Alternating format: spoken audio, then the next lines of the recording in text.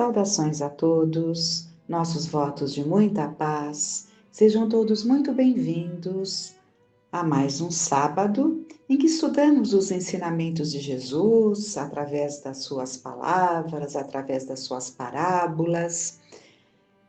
E acabamos de viver um Natal. Vamos buscar então no livro Vida Gloriosa, que foi ditado pelo Espírito Joana de Ângeles ao médium Divaldo Franco, e essas dissertações aconteceram há pouquíssimo tempo, foi em 2023, 2024, foram as últimas mensagens que Divaldo nos trouxe e deixou guardado, foram mensagens que foram sendo guardadas e foram publicadas após o seu desencarne. E esse capítulo que nós vamos ver, capítulo 9, chama-se Natal Libertador. Então, acho que cabe muito bem para nós, neste sábado, avaliarmos o que ela vai nos trazer. Natal Libertador, o tema, o título, aliás, já nos reporta a ideia de que quanto mais nós vivermos Jesus em nós, e isso é Natal, mais nos libertaremos, mais nos desvincularemos das nossas algemas que nos prendem a tantas coisas. E quando olharmos para trás, vamos ver quantas coisas tão pequenas nos absorveram. Então vamos lá, vamos ao texto.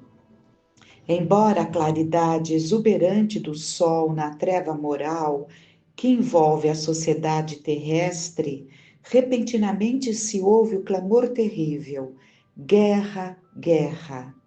O hediondo monstro da guerra é libertado da masmorra onde se encontrava prisioneiro, e começa o programa destrutivo que lhe diz respeito. O solo para a sementeira de vida encharca-se de sangue, sob os escombros dos edifícios desmoronados apodrecem os cadáveres, e sobrevoam as cidades e o campo as aves metálicas algorentas com seus voos malignos e destrutivos. Ela nos descreve aqui um cenário de guerra. Mais uma vez, a sociedade ávida de luxúria, sempre esclarecendo, não é? A luxúria não está ligado a luxo, muitos entendem que é luxo. Luxúria está ligado à sensualidade, né? Então, mais uma vez, a sociedade ávida de luxúria e sedenta de poder temporal alarga a sua alucinação na ânsia incontrolada do aniquilamento e sombrias devastações. As lições terríveis do passado, heranças malignas de outras guerras, não servem de advertência. O desvario é longo e calamitoso. O que ela nos coloca? E faz muito pouco tempo que ela nos trouxe esse texto. O que ela nos coloca? Que não bastou, né? Até recordações muito próximas de guerras devastadoras, nem isso freia a humanidade. Ontem, no passado distante, antes de Jesus, os povos amontoavam-se, organizavam-se, cresciam, e em vez de desfrutar das conquistas da beleza e da arte, porque apesar de todas as dominações, houve progresso, houve crescimento. A arte, a beleza da arte, as conquistas da beleza e da arte, elas se espalharam por lugares que não chegariam se não fosse povos já adiantados nesse quesito, levarem a determinadas regiões o progresso. Mas não se desfrutou, né? Então, é o que ela está falando aqui. Em vez de desfrutar das conquistas da beleza e da arte, atiravam-se cidades contra cidades, na ambição descabida de domínio. Então, o povo conquistador, né? Em vez de contentar-se ali e levando o progresso por onde passavam, cada vez mais, queriam mais, e devastando cidades, numa ânsia irrefreada. Ou seja, mesmo aqueles que detinham o olhar para o belo, mesmo aqueles que apreciavam o belo, por isso levaram aos povos essa cultura, nem mesmo eles desfrutaram daquilo que podiam desfrutar. O que os movia eram as lutas. Então, ela está nos trazendo o panorama daqueles tempos. Vamos continuar. As guerras eram duradouras, selvagens. As nações que se engalfinhavam nas lutas eram consumidas pelas labaredas dos ódios dos conquistadores, e os seus povos eram arrastados à escravidão e ao horror da perda de tudo, até mesmo o direito de viver. Quando eram rápidas, faziam-se cruéis. Quando longas, implacáveis. Desconheciam-se a misericórdia e a compaixão, não passando as criaturas de animais de serviço destruidor. Depois dele, que abriu os horizontes à civilização, mediante a educação dos sentimentos, a inteligência enfloresceu o mundo até o momento em que as ambições desordenadas levaram-no à repetição dos embates pelo poder sangue sedento, e novas guerras surgiram dolorosas. Então, depois de Jesus, né, que abriu os horizontes à civilização, porque ele veio nos trazer um código de conduta, né, mediante a educação dos sentimentos, a inteligência enfloresceu o mundo até o momento em que as ambições desordenadas levaram-no à repetição. O ser humano era servo das paixões dos dominadores guerreiros que se revestelavam na crueldade, até quando outros mais perversos lhes tomavam os tronos, despedaçando-lhes o poder mentiroso. Chegou a ciência ao mundo e seus mistérios passaram a ser conhecidos, dignificando a humanidade.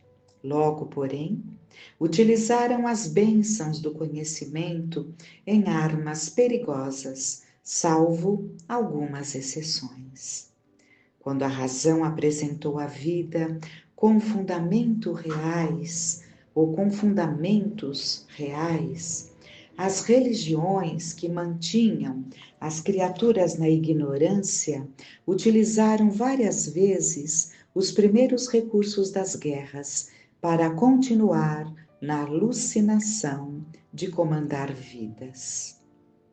Surgiu então o Espiritismo e descortinou a realidade do existir mediante o conhecimento da imortalidade, o que não foi suficiente para deter a fera que dominava gerações. Vamos refletir. O Espiritismo consolador, ele vem vindo, ele tem como marco inicial, né, digamos assim, a primeira edição do Livro dos Espíritos, a 18 de abril de 1857. Este é o marco, né? E ele veio para mudar essa realidade, porque se não soubermos aproveitar a presença de Jesus aqui, a continuidade com os seus ensinamentos que ficaram para nós.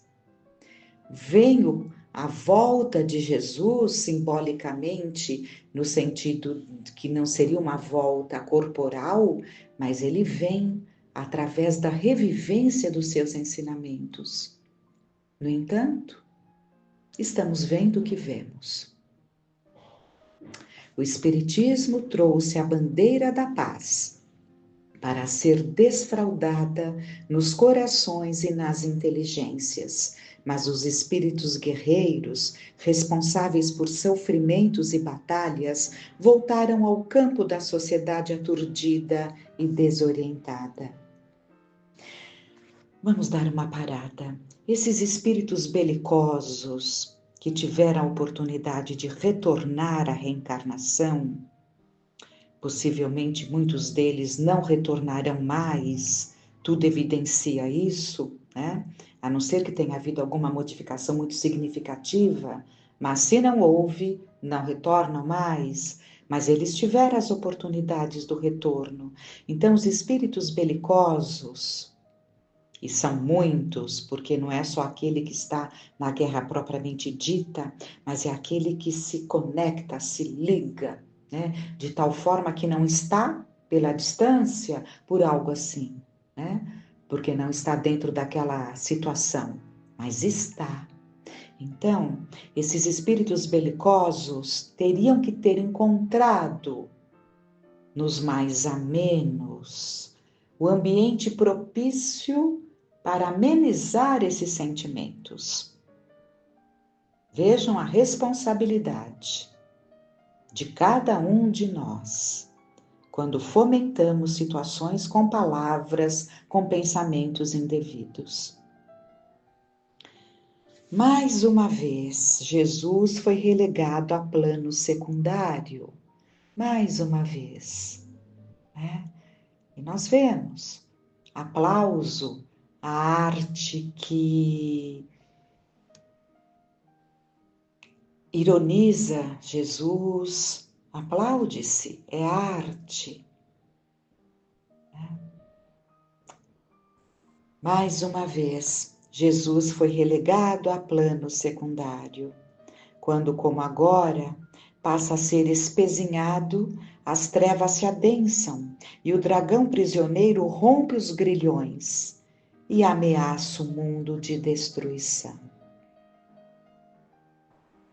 Há dores, diz ela, finalizando, há dores em toda parte, em todo lugar. Os espíritos clamam pela paz e pretendem que seja vivida. Então, no fundo, todos desejamos a paz e gostaríamos de viver a paz.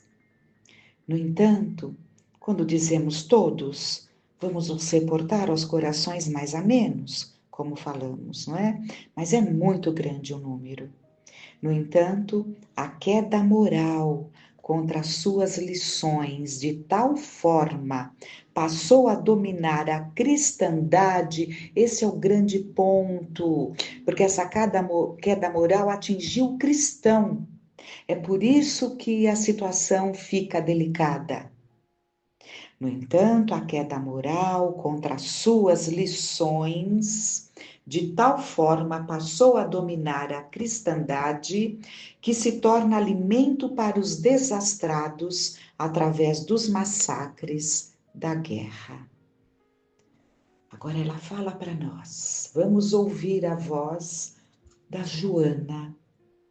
Essa Joana que veio aos tempos de Jesus, Joana de Cusa, Joana de Ângeles, e teve outras como Joana. Essa Joana que, como tantas outras Marias, tantas outras Joanas, falam alto ao nosso coração. Vamos ouvir o que ela nos passa. Não te deixes contaminar pelo bafio pestilento das licenças morais. São as licenciosidades que nós passamos a achar tudo muito, muito natural e nos permitimos, achando que tudo vale a pena, né? Então, ela está nos alertando para não nos contaminarmos. Não te deixes contaminar pelo bafio pestilento das licenças morais, nem pela tirania dos fomentadores de guerras domésticas e de todo porte. Nossa, fomentadores de guerras domésticas. Quando nós vemos, digamos assim, canais, mídias, emissoras, que tem ali um poder muito grande, atinge um grande número de pessoas. Quando vemos ali uma colocação, por exemplo, desprestigiando uma mulher que opta por estar junto aos filhos no cuidado, né? Nos cuidados até que cheguem a uma idade natural em que estarão até mais um tempo e amadurecidos, envolvidos pela própria vida ali escolar. Então, aquela mulher que opta de dar uma base segura ao filho, né, aos filhos, buscando estar no lar, mais presente de alguma forma, para que eles se sintam amados, estruturados, para que a educação venha dos pais e não de terceiros, porque a educação é assim, quem está junto de nós está nos educando. Entendamos bem isso. Então, nós terceirizamos a educação dos nossos filhos. Então, quando uma mulher opta por ter ali alguns anos nesse processo de educação, né? Os anos que for ali interessante para aquele núcleo familiar, isso ali é de cada família, né? Da composição de cada família, dos objetivos de cada família, na segurança que aquele pai provém ali aquela família, né? Uma segurança de entrega. Então, mas quando nós vemos ali um desprestígio à mulher que não trabalha, que vive no lar. Então, se formos atentos a tudo que passa e temos que desenvolver esse olhar, né? Estamos, às vezes, num momento de entretenimento, mas nós temos que desenvolver o olhar ali e percebendo o que aquilo vai representar para a cabeça dessas jovens que estão se construindo e que passarão a ver ali, nas atividades familiares, uma pessoa improdutiva, quando muito pelo contrário, tanto que poucos querem essa tarefa. Tal a envergadura dessa tarefa. Não é? Os tempos mostraram que não tem nada de simples, porque muitos, ou muitas, no caso, fogem a essa tarefa porque não é simples. Então, mas quando vemos essa depreciação, nós estamos criando na mente dessas jovens já um horror a essa situação, né? E toda essa mentalidade que vemos hoje constrói uma guerra familiar, uma guerra entre parceira e parceiro. Temos visto isso. É uma guerra. Então, quando ela fala fomentadores de guerras domésticas, evidentemente que deve haver muitos outros ângulos, mas esse é o que me veio agora muito forte, dessa desconstrução da família, na medida em que a dedicação integral à família passou a ser algo de pessoas acomodadas. Aí ela nos fala, aguarda o próximo Natal. Espera Jesus de volta. Ele se compadece do mundo em chamas e das vidas em extinção. Prepara-te para recebê-lo e reafirmar os teus laços de segurança e afinidade com ele. É isso que nós temos que buscar, essa afinidade com ele. Aí viveremos o Natal constante, né? Esse é o teu Natal libertador. O que é Natal libertador? É nos conectarmos com ele, mesmo que ainda haja guerra. Se paz, quer dizer, seja paz. Oferta, então oferte essa paz, oferta e constrói um mundo de fraternidade, de bênçãos. Neste Natal, sê feliz pelo bem que podes realizar. Joana de Ângeles, essa mensagem foi psicografada, como dissemos, pelo médium Divaldo Pereira Franco, na sessão mediúnica da noite de 14 de outubro de 2023, no Centro Espírita Caminho da Redenção, em Salvador, Bahia. É isso. Vamos refletir muito, muito, muito, e que esses grandes exemplos se façam sempre presentes em nós. Que possamos, Pai, entender, aspirar esse perfume de bênçãos que recaem sobre nós, nos apontando. O Natal acaba de passar, mas ele deve perdurar no coração de cada um de nós. E vamos nos preparando para a virada da folhinha, mas que não seja apenas uma virada de data.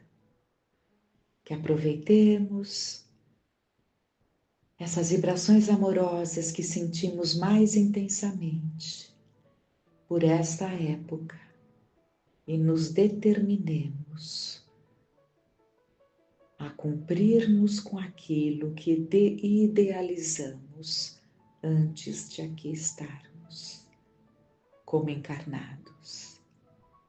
Ideais esses que foram planejados não só por nós, mas junto àqueles com quem combinamos essa viagem para cá, que não retornemos de mãos vazias. Ainda há tempo de despertarmos. Jesus, nosso Mestre, Deus nosso Pai, que nos enviou, que nos encaminhou como ovelhas ao Mestre Jesus. Que despertemos para retornarmos ao seu aprisco, sentindo essas bênçãos, que fiquemos em paz.